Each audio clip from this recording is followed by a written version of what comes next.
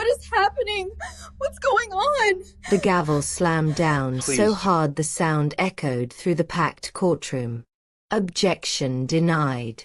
Judge Elena Carter didn't blink as she spoke, but her fingers tightened around the edge of the bench. The defendant stood frozen below her, sweat sliding down his temple. Lawyers whispered urgently. The gallery buzzed. Then Elena's eyes dropped to the name printed at the top of the case file. Daniel Carter. Her breath caught. For the first time since she'd put on the robe, the courtroom faded. The air felt too thick. Her heartbeat thundered in her ears as a memory she'd buried for decades ripped itself open. "Your Honor," the prosecutor said carefully. "Shall I proceed?" Elena raised her hand slowly. "No," she said. Her voice was calm, but something underneath it shifted. "I want the original evidence file. The one submitted 23 years ago." A murmur swept the room. The defense attorney frowned. "Your Honor, that file was sealed after sentencing." "Bring it," Elena repeated, sharper now. "Immediately." No one in that courtroom knew that the man whose name stared back at her had once lifted her onto his shoulders so she could see fireworks. No one knew she had watched him be dragged away in handcuffs while another man stood behind her, hand firm on her shoulder, whispering, "Don't cry. This is for the best." 23 years earlier, Elena Carter had been 10 years old when her world collapsed. The police came at dawn. Loud knocks. Shouting. Red and blue lights flashing against the walls of their small living room. Her mother screamed Daniel's name as officers shoved him face-first against the wall. Elena stood barefoot on the stairs, frozen. "Daddy," she whispered. Daniel twisted his head, eyes wide with panic. "Lena, listen to me. I didn't do anything. You hear me?" "Nothing." A man stepped forward from behind her mother. Richard Hale. Tall. Well-dressed. Calm. Too calm. "He killed her," Richard said evenly. "I saw him leave the house that night." Elena's heart stopped. Her mother turned slowly, eyes red. "Richard, what are you saying?" "I'm sorry," Richard said, placing a comforting arm around her shoulders. "I didn't want to believe it either." Daniel thrashed. "You lying son of." The officer slammed him down harder. Elena screamed. "Daddy." Daniel locked eyes with her. "Be brave," he shouted.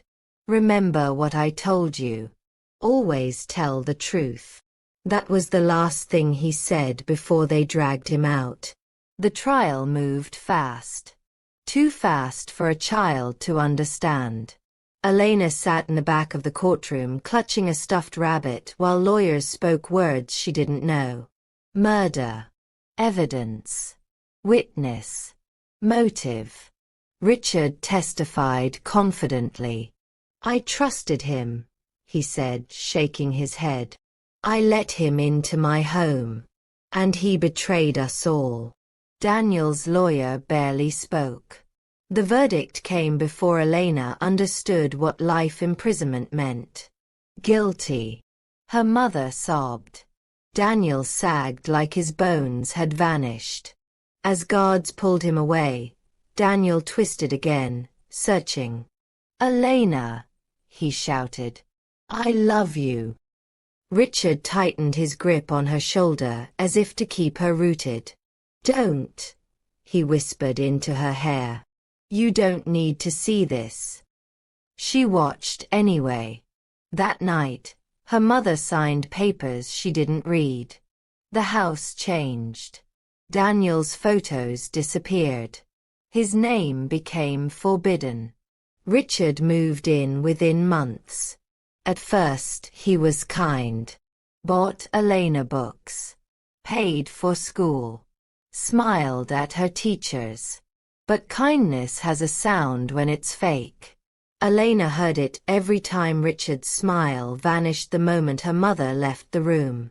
"You're not like him," Richard would say, voice low. "And you never will be. If you're smart." Elena learned to stay quiet. She visited Daniel in prison 3 times. The first time, she ran to the glass and pressed her hands against it. "Daddy." Daniel's face was thinner, his eyes tired, but he smiled so wide it hurt. "My little judge," he said softly. "You still reading those big books?" She nodded hard. "When are you coming home?" Daniel's smile faltered for half a second. "Soon," he lied gently. "Just keep being good." On the second visit, Richard came too. He sat behind her, watching everything. Daniel noticed. "I didn't do it," Daniel said quietly, eyes never leaving his daughter. "One day, the truth will come out." Richard laughed softly. "Still spinning stories, Daniel?" The guard warned them to stop talking. The third visit never happened. Richard said it was too upsetting for her. Her mother didn't argue. Years passed. Elena stopped asking questions out loud. She asked them in books instead. Law textbooks. Case histories. Wrongful convictions. Richard noticed her grades. "You're obsessed," he said one night. "Law isn't for girls like you." Elena met his eyes for the first time. "Girls like me." His smile didn't reach his eyes. "Smart enough to be dangerous." She became a lawyer anyway. Then a judge. Richard attended the ceremony, beaming. "I always knew you'd do great things," he told reporters. Elena said nothing. Now, decades later, she sat in that same system's highest seat, staring at the name it had tried to erase. Daniel Carter. The clerk returned with a thick folder, dust clinging to its edges. Elena opened it slowly. Missing signatures. Altered dates. A witness statement that stopped mid-sentence. Her jaw tightened. "Court is adjourned for today," she said suddenly. The room erupted in confusion. "We will reconvene tomorrow," Elena continued, eyes never leaving the file. "And when we do, the truth will finally speak." As the gavel struck, her hands trembled for the first time in 23 years. Somewhere deep inside, the little girl who'd watched her father disappear whispered, "It's time." The courtroom was fuller the next morning. Word had spread fast that Judge Elena Carter had halted proceedings without explanation. Reporters filled the back rows. Lawyers whispered. Even the bailiff sensed the tension, standing straighter than usual. Elena entered without looking at anyone. Her face was composed, but inside, her thoughts were racing. She hadn't slept. Every page of the old file replayed in her mind like a wound reopening. "Court is now in session," the clerk announced. Elena nodded once. "Call the first witness." The prosecutor hesitated. "Your Honor, before we proceed, the state would like clarification regarding yesterday's adjournment." "You'll have it," Elena replied. "After we hear from the witness I requested." A man in his late 50s was escorted to the stand. Gray hair. Nervous hands. He avoided eye contact. "State your name for the record," Elena said. "Thomas Wilkins," he muttered. "Former court clerk." A ripple moved through the room. "You worked on the Daniel Carter case 23 years ago," Elena continued. Wilkins swallowed. Yes, Your Honor. Did you handle the evidence intake? Yes. Elena leaned forward slightly. Then you can explain why 3 pieces of evidence listed in the original inventory are missing from the sealed archive. Wilkins' face drained of color. The defense attorney stood. Objection, this is outside the scope. Sit down, Elena said calmly. You'll have time. Wilkins wiped his forehead. I don't know, Your Honor. It was a long time ago. Elena flipped a page. Is that why your initials appear next to an amendment dated 2 days after the verdict? Silence. The prosecutor glanced at Wilkins sharply. Answer the question. Wilkins' voice shook. I was told to update the file. Told by whom? Elena asked. Wilkins looked toward the gallery. Richard Hale sat in the front row, legs crossed, hands folded, wearing the same confident expression he always had. When Elena's eyes met his smile flickered, just slightly. Wilkins looked away. I don't remember, he said. Elena closed the file. You will, she said quietly. Take him into custody for contempt. We'll continue after lunch. The room erupted. Richard stood abruptly. This is outrageous, he said. You can't just. Elena's gaze snapped to him. Sit down, Mr. Hale. The authority in her voice was absolute. Richard froze. Slowly, he lowered himself back into his seat, eyes narrowing. During the recess, Elena locked herself in her chambers. Her hands trembled as she poured water she didn't drink. Her phone buzzed. A message from her mother. Richard is furious. What are you doing? Elena stared at the screen for a long moment, then typed back. Finding the truth. Her mother called immediately.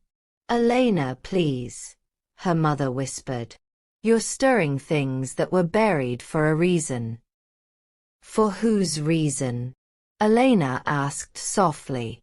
A pause. I was afraid, her mother said.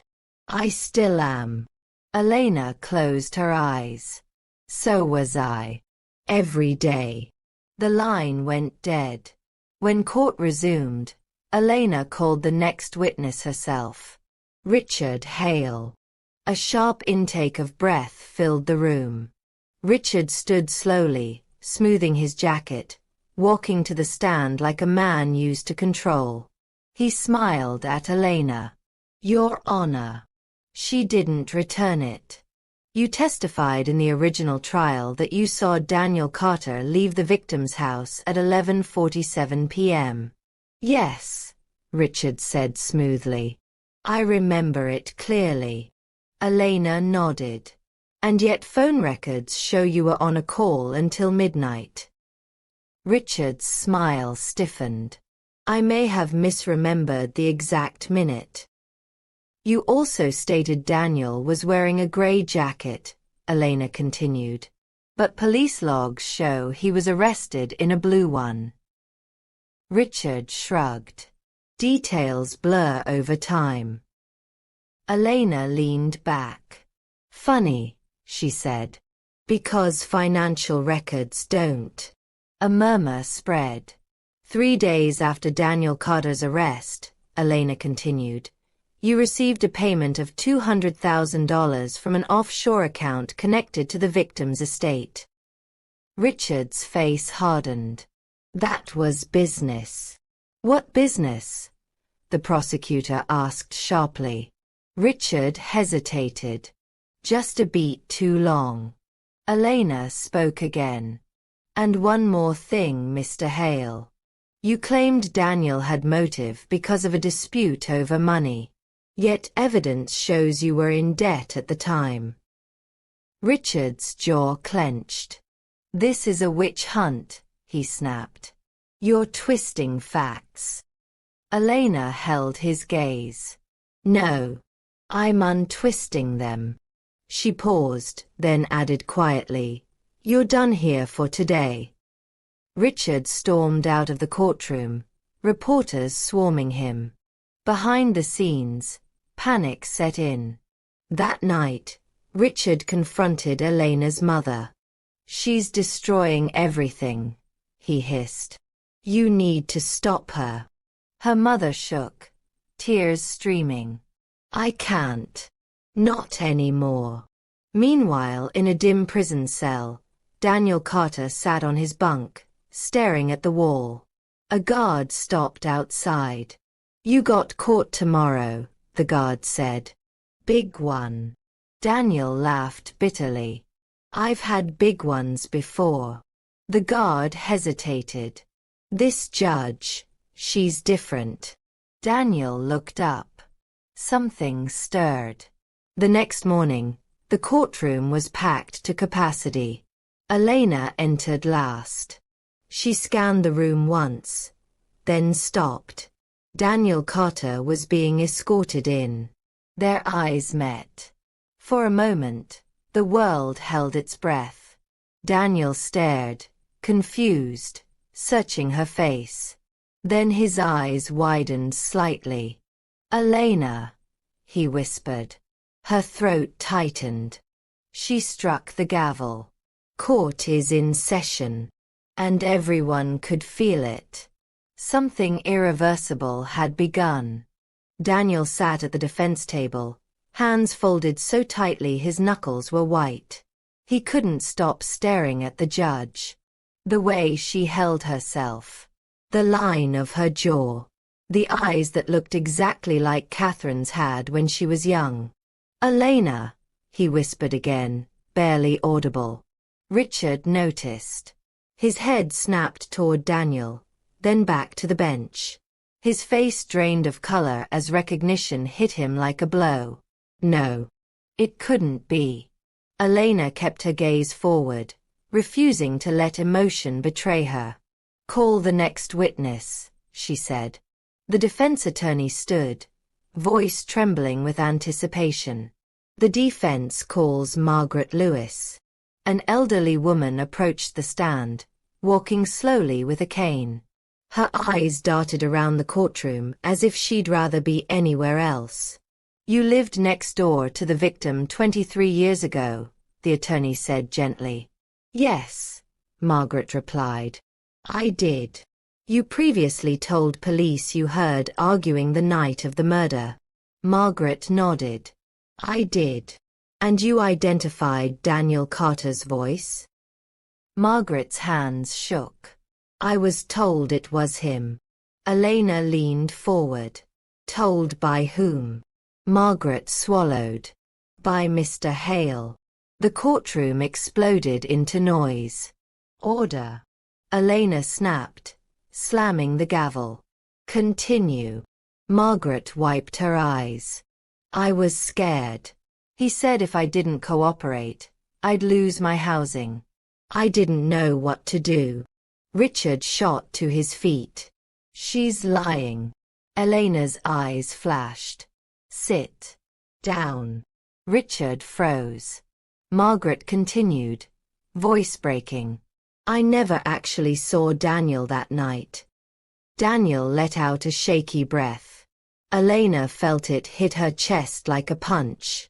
The prosecutor stood slowly. Your Honor, the state requests a recess. No, Elena said. We proceed. She turned to Daniel for the first time.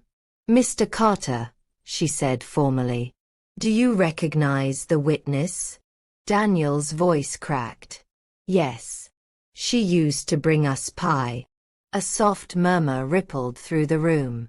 Elena looked back at Margaret. One final question. Did you see Richard Hale near the victim's house that night? Margaret nodded. Yes. He was angry. Shouting. Richard's composure shattered. This is a setup, he yelled. She's abusing her power. Elena rose slowly from her seat. Her robe seemed heavier now. "Remove Mr. Hale from the courtroom," she said calmly. As security approached, Richard lunged forward.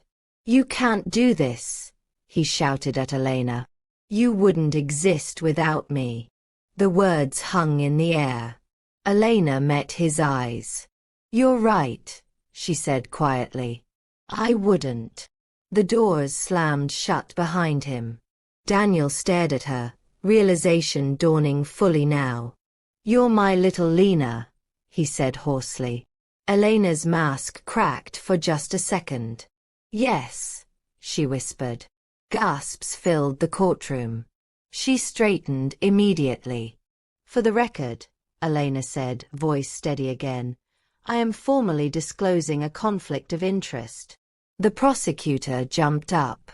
"Then you must recuse yourself." Elena shook her head. "No. Because the conflict was created by a crime. And justice demands completion." Silence.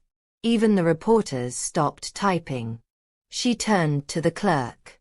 "Enter into the record that the presiding judge is the daughter of the wrongfully convicted defendant."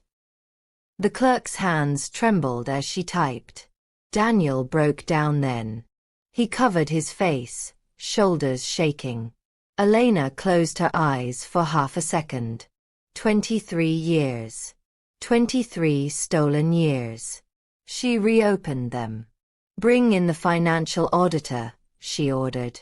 The next witness spoke with precision, laying out transactions, shell companies, and payoffs. Each word tightened the noose. Richard's name surfaced again and again. When court recessed again, Elena stepped into the hallway. Her mother stood there. "Elena," she whispered. "I should have spoken up." Elena looked at her. "Why didn't you?" Her mother sobbed. "He threatened to take you.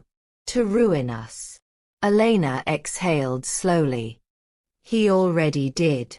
Inside the holding room, Richard paced like a trapped animal. "They can't prove anything," he muttered. "They can't." Back in the courtroom, Elena delivered the words the world had waited decades to hear. "This court finds that the original trial was irreparably compromised." Daniel lifted his head, eyes wide. Elena's voice softened. "Mr. Carter, I am so sorry." Tears streamed down Daniel's face. The room was silent except for quiet sobs. Elena raised the gavel. "One final matter remains." Every person leaned forward. She looked directly at the doors. "Bring Richard Hale back into this courtroom." Richard Hale was brought back into the courtroom in handcuffs. The sight alone sent a shock through the gallery. The man who had once commanded respect, money, and fear now looked smaller, his suit wrinkled, his confidence cracked beyond repair. He stared straight at Elena. "You don't get to judge me," he said hoarsely. "You're biased." Elena didn't respond immediately. She let the silence stretch, heavy and suffocating, the same kind of silence that had swallowed her childhood. Then she spoke. "I have judged you every day since I was 10 years old." A collective breath was held. Elena stood. "For over 2 decades," she said, voice steady but thick with emotion, "this court, this system, and this family lived under a lie carefully constructed by one man." Richard laughed bitterly. "You have no proof." Elena gestured to the clerk. "Read the statement." The clerk's voice shook as she read aloud a sworn confession from Thomas Wilkins, detailing how evidence had been altered under Richard's instructions, how payments had been made, how threats were issued. Richard's face went slack. Then came the final blow. Elena nodded to the bailiff. "Bring in the recorded statement." A screen flickered to life. Margaret Lewis appeared, her voice clearer now, steadier. He told me if I spoke, I'd be homeless, Margaret said on the recording. He told me Daniel Carter would never get out anyway. Richard screamed. Turn it off. Elena didn't move. The recording ended. Elena faced the courtroom. This court hereby vacates the original conviction of Daniel Carter, she declared. Effective immediately. For half a second, no one reacted. Then the courtroom erupted. Daniel stood slowly, as if afraid the ground might disappear beneath him. Does that mean? He began. Elena smiled through tears she refused to let fall. It means you're free, she said. You always were. The sound Daniel made wasn't quite a sob, not quite a laugh. Guards unlocked his cuffs. He stepped forward, hesitant. Elena, he whispered. I knew it was you. She descended from the bench. Rules be damned. For the first time in 23 years, she stood in front of him without glass, without bars, without fear. Daniel cupped her face with trembling hands. You kept your promise, he said. I learned from the best, she replied. The room stood as one. Richard collapsed into his chair, defeated. Elena turned back toward him. Richard Hale, she said. You are hereby remanded into custody on charges of perjury, obstruction of justice, witness tampering, and conspiracy.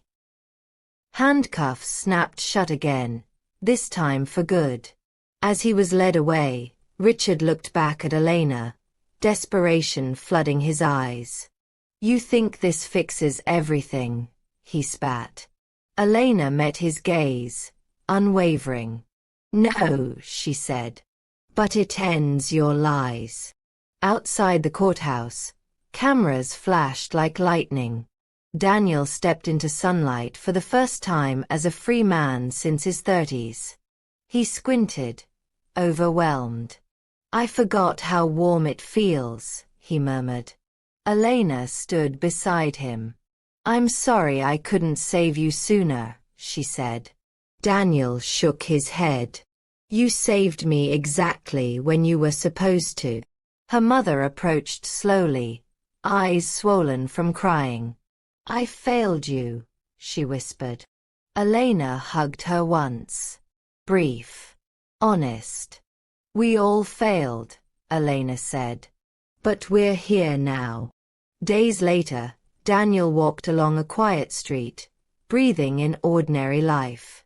Cars passed. People laughed. Freedom felt fragile but real. Elena returned to her chambers, removed her robe, and sat alone.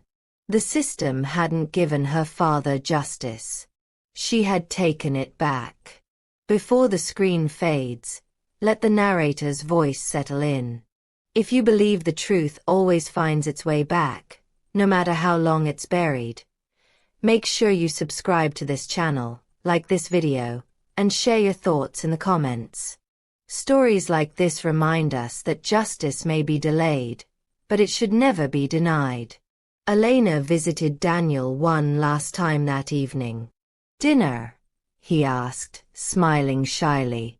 She smiled back. Yeah, she said. Dinner sounds perfect. And for the first time since childhood, the future didn't feel like something stolen. It felt earned.